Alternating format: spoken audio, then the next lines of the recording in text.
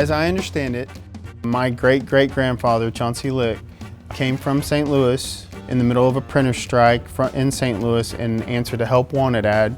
They say that he had nothing more than a pocket watch and $1.47 in his pocket when he got to Fort Smith, and eventually built up and started his own small print shop with what he could afford at the time. The manager of the Opera House was a friend of my great-great-grandfather's, and he came to him with a show that was coming to town that required reserved seat ticketing. He asked him if it could be done, and he said, yes, I think it can be done. And he said, oh, by the way, can I get it in 2 days? Which was unheard of at the time. And so they went and they numbered all the seats and all the rows in the Opera House. And he went back with the pressman and spent 2 days, day and night, printing out these tickets with reserved seats on them in order for the Opera House to have them for this event that was coming to town. And that was the start. Nobody else in this area of the country was doing that type of printing, so he found his niche and he kind of stuck with it. O.D. Weldon was a newspaper editor for what was known as the Elevator, and he was operating the Elevator printing company. Chauncey came in and they brought in George Williams and formed Weldon, Williams & Lick that is here today.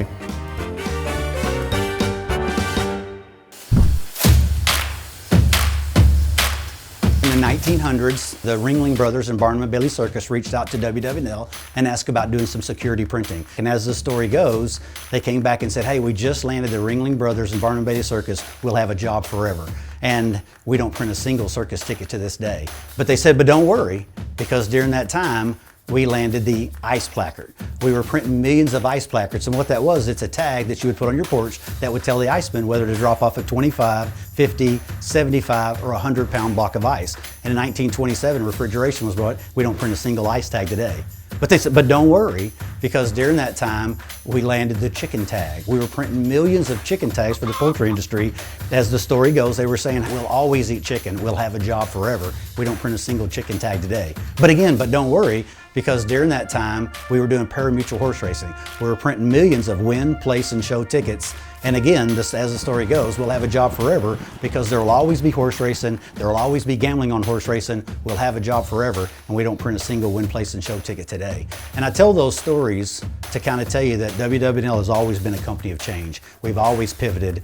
We've gone from whether it be the Ringling Brothers with the one-up tickets, whether it's the ice tag, whether it's the chicken tag, whether it's win, place, and show tickets, we've always pivoted toward the products, and that's been one of the great successes of WW&L.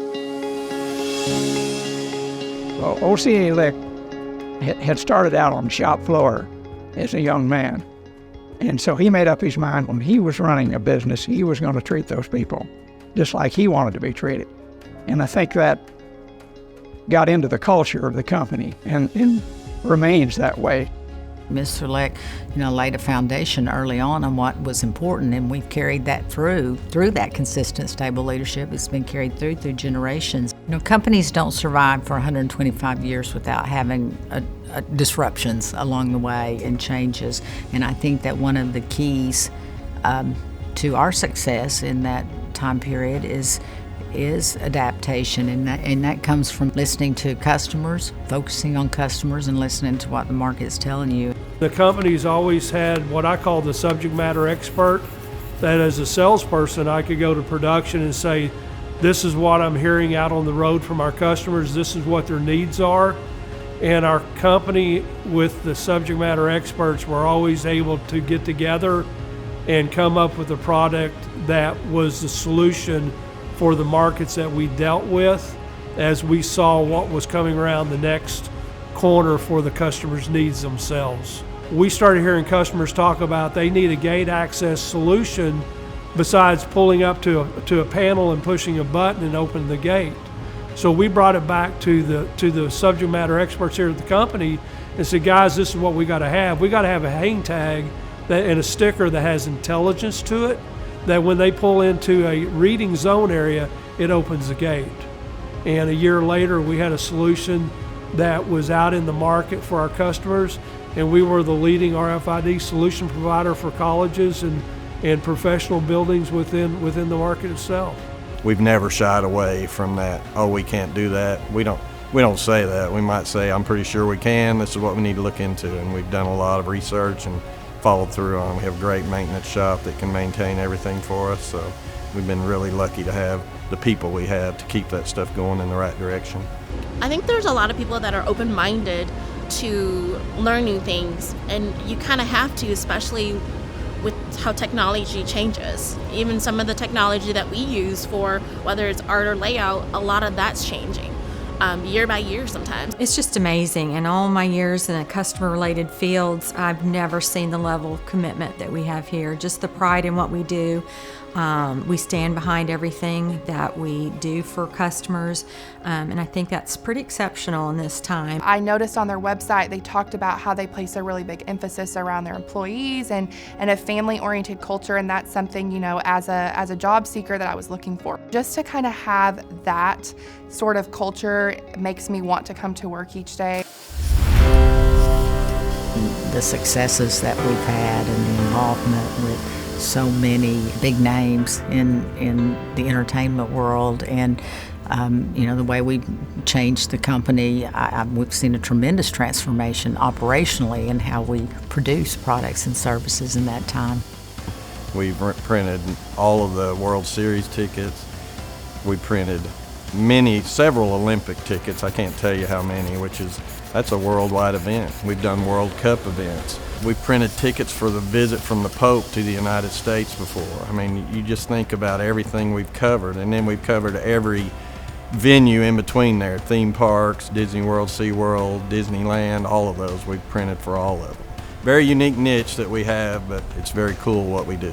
We did a project for an MLB All-Star game, and they literally scooped up dirt from the old Yankee Stadium field and sent it to us in boxes and said, can you put this on our tickets? And we figured out a way to incorporate that dirt in the ink and put that on the tickets for them, and it was super cool.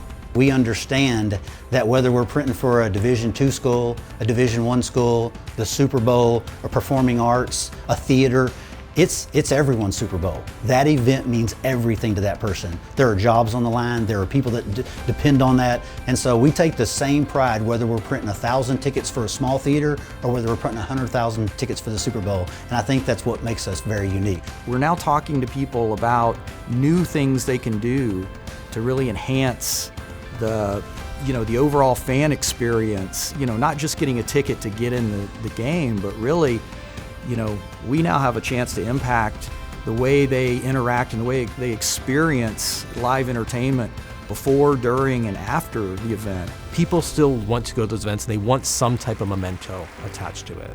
So we created, actually a while ago, we created this whole concept of souvenir ticketing. We engage with these audiences, we engage with these universities, we engage with these professional sports teams. They're looking for that another level of connection. They're looking to get even deeper into that fan relationship, and finding a simple way of tying in a little bit of that nostalgia element of having something physical like a ticket that could end up in a shoebox or end up on a wall somewhere or commemorate something that's actually going on. That seems to have a ton of value. I thought it was the coolest place to come work. My wife worked here before I did, my brother worked here before I did. I knew how good this place was.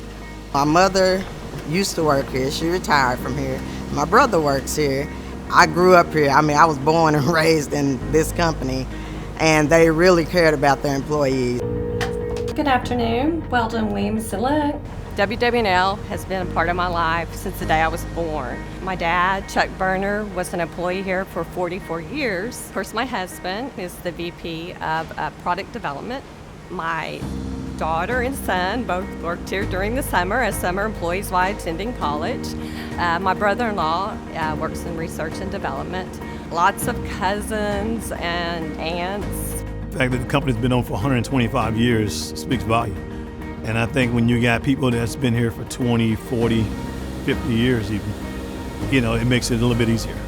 They've seen it all, they passed it down, the knowledge. There's just a great sense of pride that we're standing here today and that we've weathered the storm and that we have charted a path forward. There's just such a legacy here you know, I really respect that legacy, and I just want to make sure and just carry it forward. If someone asks me why do I think that WW&L has survived all these years, what's the secret to our longevity, I think I would say it's been consistent, stable leadership, a shared and understood purpose, a dedicated workforce, and above all, an unyielding responsiveness to customers.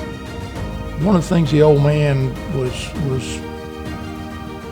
wanted to be sure of, and it carries forward to Tracy today, going back to where our work is there, let our joy be. From the top down, we've got to make sure that people have what they need, know what's supposed to be done, and have the skills and ability to do it.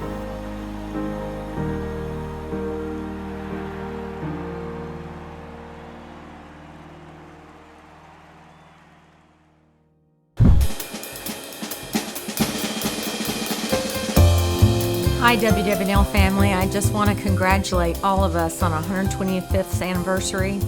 I have been here for 26 of those years, and I just want everyone to know how much I appreciate and love each one of you, and happy anniversary to us.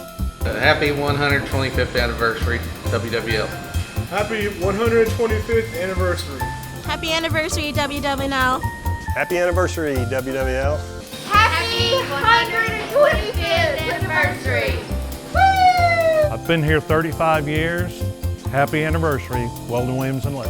Happy 125th anniversary, WW&L. 125 years. Wow, what a celebration.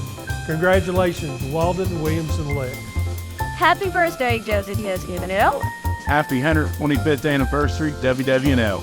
Wow, 125 years. What a special day. Way to go. Look forward to the future. Happy 125. Happy 125. Happy anniversary, WW&L. Happy 125th anniversary. Hey, I just wanted to say congratulations on 125 years. Happy anniversary, Weldon, Williams & Lick. Congratulations on 125 wonderful years. Weldon, Williams & Lick, congratulations on 125 years. I've been a part of this ride for 20 years, and it's been amazing so far. I can't wait to see what the future holds for the company and for myself, and I thank you for letting me be a part of it. Happy birthday, Weldon, Williams & Lick. 125 looks so good on you. Happy 125th birthday, Weldon, Williams & Lick. I think Chauncey Lick and the other founders would be very proud of where we are today.